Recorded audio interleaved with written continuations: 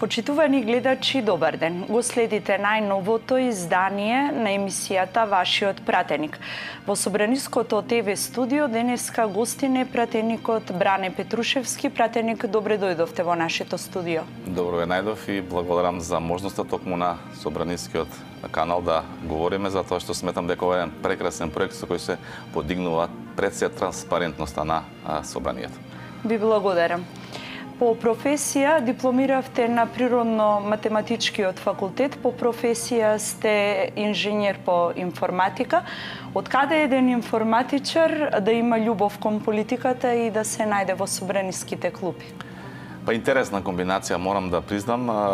Знаете, можеби информатиката е така наука која што е по инженерска и се бави со алгоритми и со некакво логичко расудување и размислување, додека во политиката можеби логиката и нема баш некоја допирна точка, барем кај нас. Мала шала, сепак мислам дека еден спој на едно такво размислување може да даде и како голем придонес во политиката. Сме имале многу позитивни примери во Република Македонија кога и информатичари, меѓутоа и генерално инженери биле во политиката и оставиле свој печат и белег по позитивни работи, така што мислам дека е добар спој и нешто кое што посебно во ова време на современо живење на 21. век е нешто кое што е неопходно, и мајки во предвид дека сите процеси генерално зборуваме дека треба да се дигитализираат или се веќе дигитализирани, така што мислам дека инпутот на информатичар и како е добар и потребен и неопходен во политиката. Ја спомнавме љубовта кон информатиката и кон компјутерите. Од каде другата љубов? Ви интересираше ли политиката кога бевте средношколец, кога бевте во помлади години? Ви интересираше ли, дали тогаш бевте активен? Морам да признам дека да, апсолутно. Уште во средношколските години, потоа можеби малку повеќе во оние студентски денови бев политички активен во мојата политичка партија, во ВМРО-ДПМН, тогаш во младинските структури, кои што кај нас се линијата на млади сили, така што имав еден развој на и во тој сегмент во политиката, еден постепен развој, почнувајќи од некои локални структури во младинската организација на ВМРО-ДПМН до одредени повисоки структури. Паралелно на тоа успеав или имав можност и желба да учествувам на многу семинари, каде што го надоградував тој политички дел кај мене. Успеав да отидам и на неколку семинари кои што се надвор од Република Македонија, каде што стекнав сериозни, квалитетни знаења и во тој период како функционира политиката и генерално како функционира државите во Западот. Научив многу работи кои што и како сакав да ги применам тука.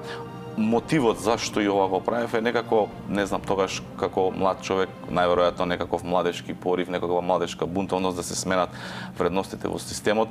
Не само системот како систем и како државен апарат, меѓутоа и оние вредности кои што се негуваат во тој систем. Делумно во тоа можеби сме успеале, делумно можеби не. Меѓутоа тој порив кај мене се уште постои и затоа и уште сум активен во политиката. Од вашата биографија гледаме дека сте роден во Куманово и како пратеник доаѓате од втората изборна единица. Куманово некако важи за место кое што многу ги почитува традициите, таму живее еден топол народ кој што си ги почитува празниците, традицијата. Што најмногу влијаеше да се изградите како личност и да ги стекнете овие особини кои што ги спомнавме во првиот дел од разговорот? Најпрвен морам да кажам дека јас Куманово го гледам како Македонија во мало, имајќи во предвид дека целата некоја структура која што имаме во Република Македонија постои на ниво на една општина како што е Куманово. Имаме прекрасни сограѓани од повеќе етнички заедници, од повеќе националности, од повеќе вери.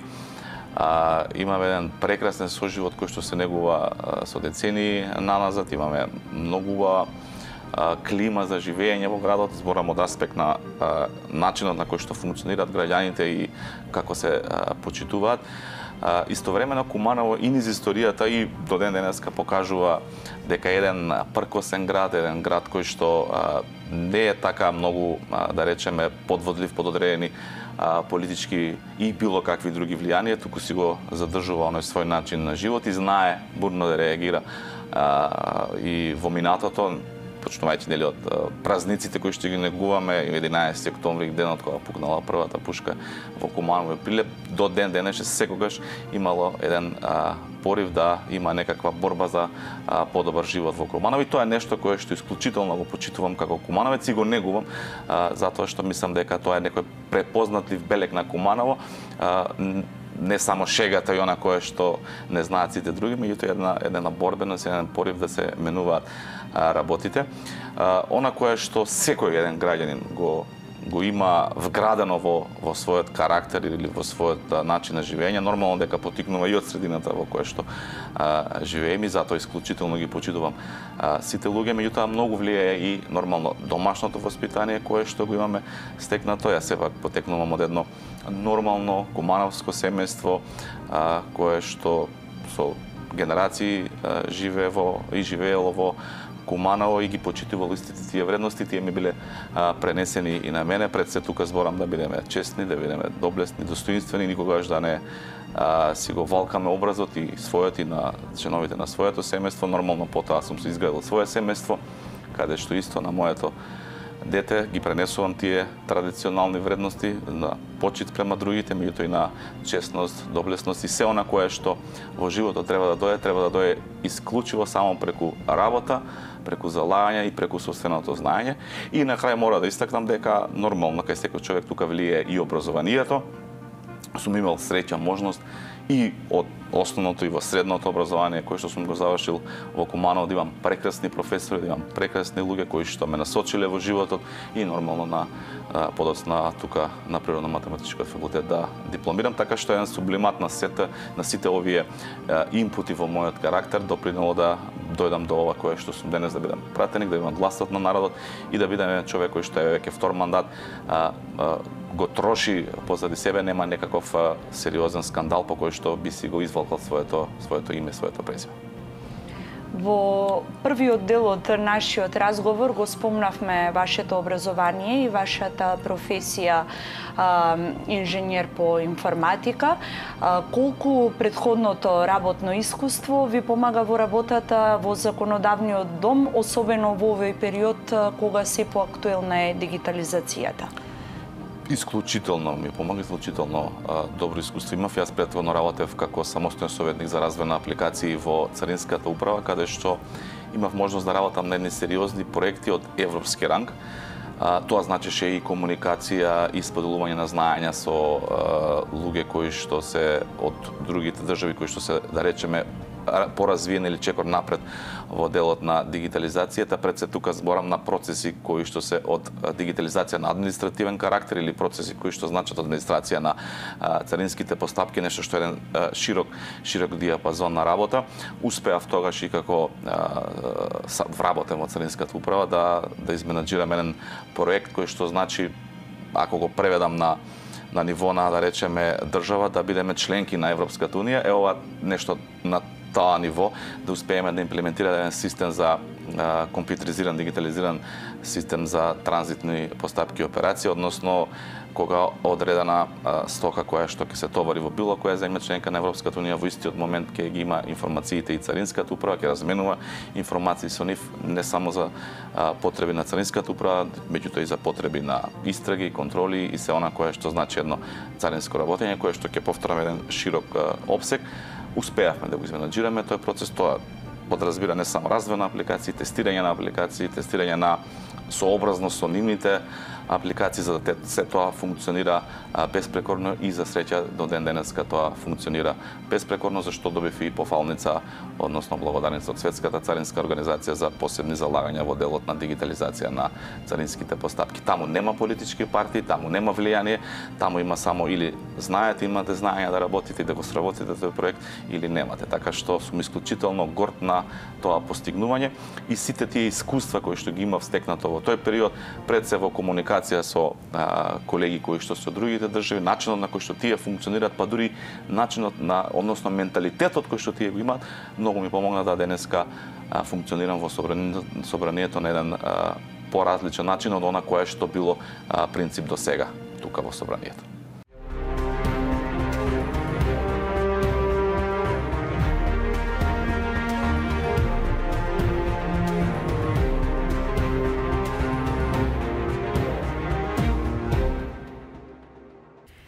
Членувате во повеќе собраниски комисии, за што најчесто дебатирате и за што најмногу се залагате во дискусиите како член на овие работни тела?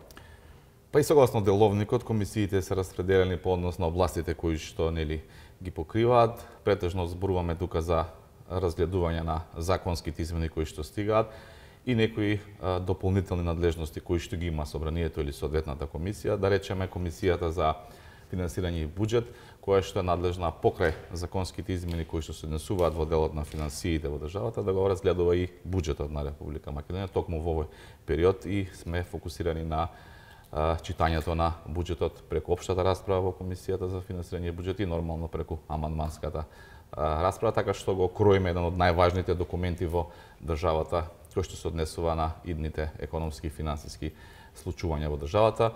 Нормално тука активен сум и во одредени надзорни тела кои што собранието како надлежност ги има во делот на надзорот на извршната власт, во делот на чувствителна безбедност и делот на употребата на посебните истражни мерки, така што еден широк диапазон на делување, меѓутоа она кое што се трудаме секогаш да работиме во интерес на граѓаните, да видам гласот на народот тука во собранието, што е и уставна надлежност на еден пратеник и крајната цел да ги донесеме најдобрите законски решенија и најдобрите одлуки кои што позитивно ќе влијаат на граѓаните. Според Законот за собрание, петоците се резервирани за средби на пратениците со гласачите од нивната изборна единица. Вие како пратеник доаѓате од втората изборна единица и верувам дека не само петоците, туку и целото слободно време го користите да се сретнете со гласачите од вашата изборна единица. Што најмногу представуваат како барање или како проблематика гласачите од вашата изборна единица? Се трудам максимално да искористам таа можност да комуницирам со граѓаните и не само петоците, гледам тоа да биде во континуитет, дури и користејќи ги социјалните медиуми и сите оние алатки кои што се на располагање во ова наше современо време, така што генерално се трудам да бидам достапен на секој еден човек и да се обидеме заеднички да најдеме решение за што и да дебатираме. Во Куманово, каде што потекнувам, гледам да сум цело време достапен на граѓаните, одржувам редовно средби, можеби не секој петок, меѓутоа гледам тоа да биде барем еднаш неделно, што бараат граѓаните. Тоа се секојдневни проблеми со кои што се соочуваме сите ние, од првично некоја предлог идеја за некаква законска измена која што им била важна, до коментар на некаква законско решение кое што е донесено, можеби некогаш пофала, можеби некогаш и критика, затоа што и критиката е нешто кое што е потребно на пратениците за да знаат во кој правец да ги носат законите.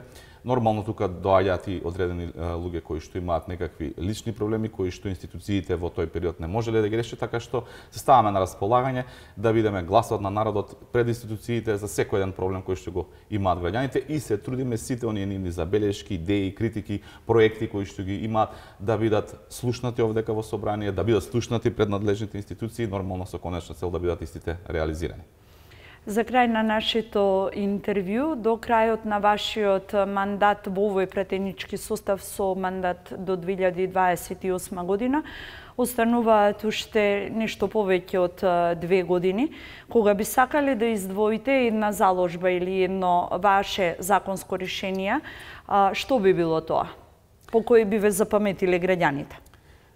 Многу се, меѓутоа, знаете, и ова е сепак тимска работа, во собранието не можеш индивидуално да действуваш, сепак за секој едно законско решение потребно е потребното мнозинство да биде обезбедено, така што мора да кажам дека сите тие убави работи се направени заеднички со сите колеги кои што ги поддржале, некогаш и биле дел во тоа множество и опозицијски пратеници и од различни политички партии, така што тоа е убавината на плурализмот, на која што ја лично би сакал да го издвојаме една, да речеме, неправда или две неправди кои што сум ги констатирал према одредени категории на граѓани кои што сме успеале да ги решиме и надминеме со одредени законски решенија. Пред се тука мислам на линеарното зголемување на пензиите, затоа што во Македонија имаше една категорија на граѓани кои што сега се пензионери, кои што на времето го живееле оној период на стечајни постапки, прогласување на стечај, иако работеле, биле активни, иделе на своите работни места, сепак не им биле плаќани соодветно на тој труд доприносите, со што пензиите кои што сега ги земале беа многу мали. Се обидува и претходно да издействуваат едно линарно зголемување, со што би се намали тој јас помеѓу на поголемите пензии и оние минимални пензии. Ние успеавме да излобираме, да се обезбедат буџетски средства, да се измени законското решение и тие граѓани ги добија своите пензии поголеми, зголемени за сериозна бројка од 5000 денари. Тоа ќе продолжи во наредниот период, меѓутоа сепак она задоволство кое што го чувствувам од оваа категорија на граѓани дека сме надминали еден проблем е само една поголема мотивација да продолжиме понатаму да работиме. Исто така имаше еден проблем со оние полициски службеници кои што согласно начинот на пресметка на плата им беа платите дури под минималната плата. Успеавме со овој тековен буџет да издействуваме средства, да се зголеми таа плата на полициски службеници. Се уште не е доволна, работиме на новиот буџет, уште да се зголеми, меѓутоа веќе и они доаѓаат до една рамка да платата им биде пресметувана поголемо од она што значи минимална плата, така што тоа се рефлексија на оние средби со граѓани кои што сум ги имал континуирано, каде што доаѓале кај мене со реални проблеми, со реални решенија, истите биле преточени во реални законски решенија кои што денеска се на сила работиме уште на такви проекти, ки има уште убави моменти тука од собранието, затоа што секој еден проект кој што значи подобар живот на граѓаните за секоја една категорија мора да помине тука во собранието, мора да се излобира, мора да се обезбеди мнозинство и истото да биде имплементирано преку соодветно законско решение. Ви благодарам за денешниот разговор и што бевте дел од серијалот емисии Вашиот пратеник. Благодарам за можноста.